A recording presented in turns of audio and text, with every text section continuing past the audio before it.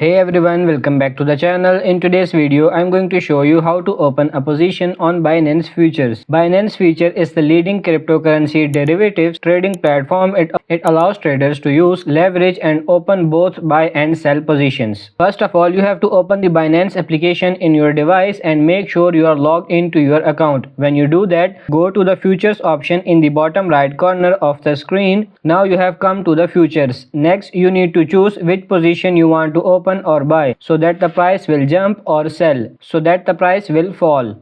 Then choose the size of leverage you want. In order to activate a trade, you must enter the price at which your trade will be activated, as you can see here. Then determine the amount of money you want to invest in the trade, and finally click on buy long, or in the case of selling, sell short, and then wait for the trade to be active. So that's it for this video. I hope this video was helpful. If it is, like it and subscribe to the channel. Thank you.